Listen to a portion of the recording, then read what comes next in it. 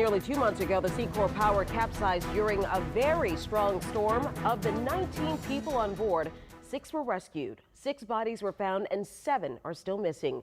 And tonight we're hearing from one of the 6 men rescued.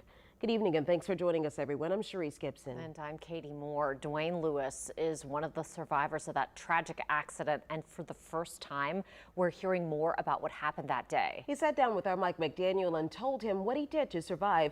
And we do want to mention Lewis did ask to not be on camera or recorded for this interview. So here's what he told Mike. We're talking about a 53-year-old man who has spent about 15 years working offshore.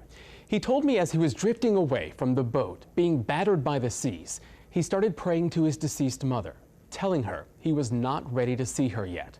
Knowing he was unable to swim, Lewis says he thought back to a water survival training course he took years ago.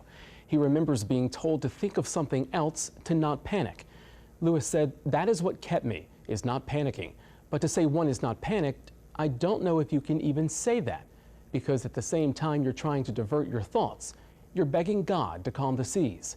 This experience started when Lewis was taking a nap. He was woken up when that lift boat started to roll, turning a wall into a floor. The only way out of his room was through a window.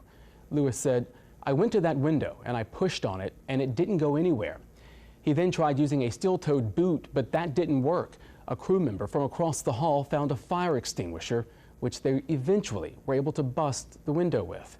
Lewis had on his personal life jacket, which he always brings with him, but for some reason didn't have a whistle or light on it. He gave a life jacket that was in the room to the other crew member, who then told him they had to get out. Lewis said, "I nearly waited too long. I almost didn't get out because when I decided I had to get out, the water was already above the windowsill."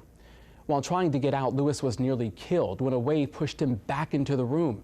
But as the water rushed out, it pulled him through the window. Once outside, he felt a rope and grabbed on.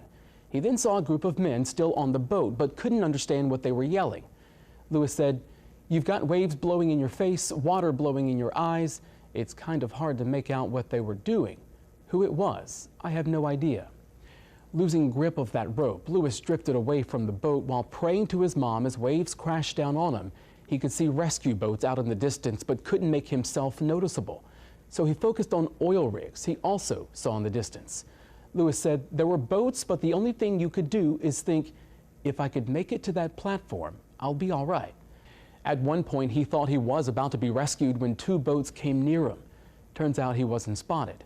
When a 3rd boat got close, that's when Lewis knew his prayers were answered. Lewis says this cell phone video is of him being rescued. Lewis said, "That's when I knew I was going to be saved. Whenever the life ring was thrown at me, I caught it." Lewis was brought to shore and declined medical attention because he thought someone else may need it more than him. He then called his wife so she and their 3 kids would know he survived.